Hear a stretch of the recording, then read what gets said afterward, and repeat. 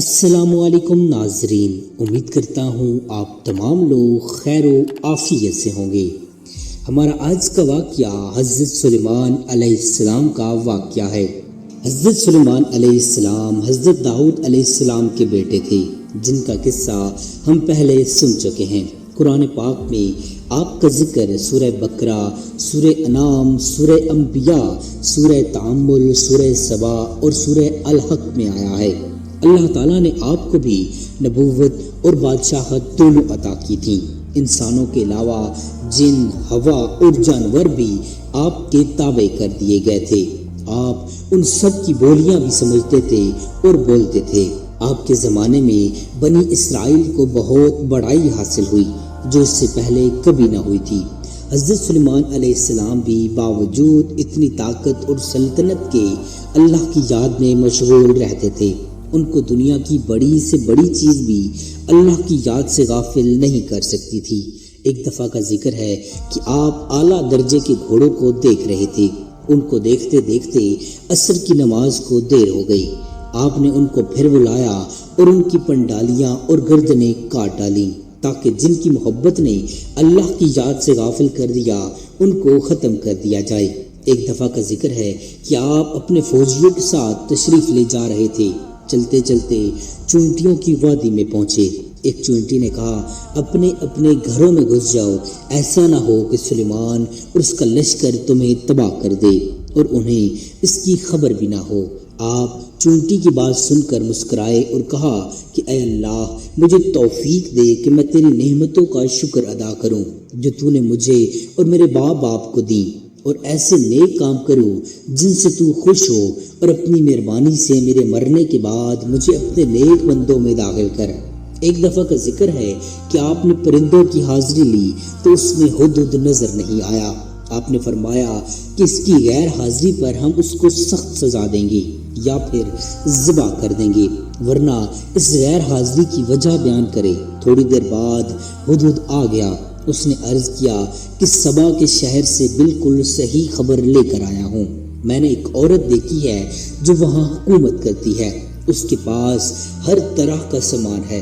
اس کا بہت بڑا تخت ہے۔ ملکہ اور اس کی قوم کے لوگ سورج کو سجدہ کرتے ہیں اور شیطان نے ان کو سیدھے رستے سے روک دیا ہے۔ ہدہد نے بیان ختم کیا تو آپ نے اس ملکہ کے نام خط لکھ دیا۔ اللہ کے نام سے شروع کرتا ہوں جو بہت بڑا مہربان، نہایت رحم کرنے والا ہے۔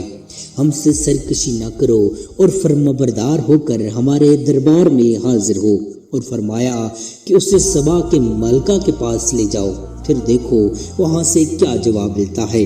سبا کی ملکہ نے، جس کا نام بلقیس تھا، یہ خط اپنے درباریوں کو پڑھ کر سنایا اور ان سے پوچھا کہ تم اس کی بابت کیا کہتے ہو؟ سب نے یک زباں ہو کر کہا کہ ہم بڑے طاقت والے اور بڑے لڑنے والے ہیں، ویسے آپ کو اختیار ہے جو حکم دیں۔ ملکہ نے کہا کہ بادشاہ جب کسی شہر میں داخل ہوتے ہیں تو اسے تباہ و برباد کر دیتے ہیں، اور ایسا ہی یہ بھی کریں گے۔ میں ان کے پاس کچھ تحفے بھیج کر دیکھتی ہوں میرے ایلچی کیا جواب لاتے ہیں۔ جب ایلچی تحفے لے کر آئے تو حضرت سلیمان نے فرمایا کہ تمہارے تحفے تم ہی کو مبارک ہوں، تم انہیں واپس لے جاؤ۔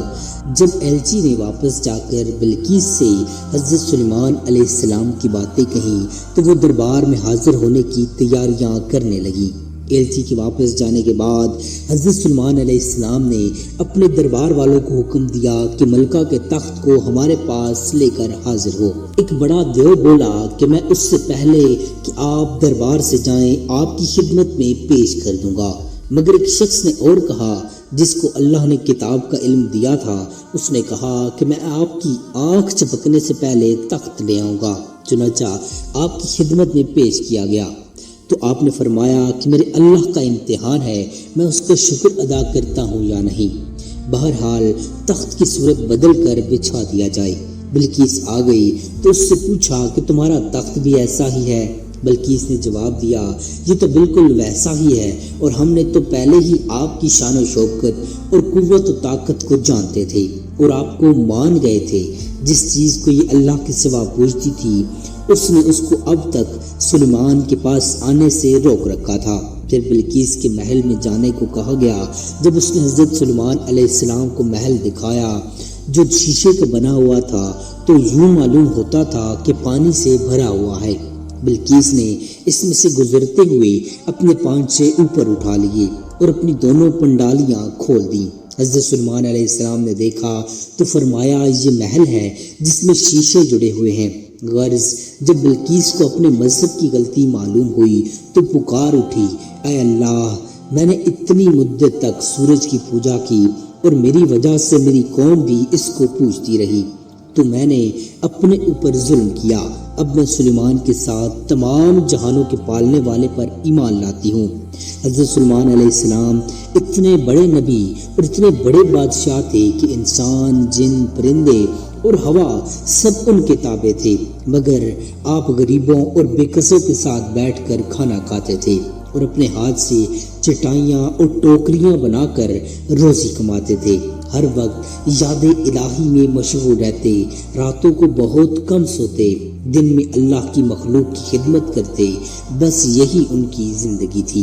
امید کرتا ہوں آپ کو ہماری آج کی یہ ویڈیو پسند آئی ہوگی۔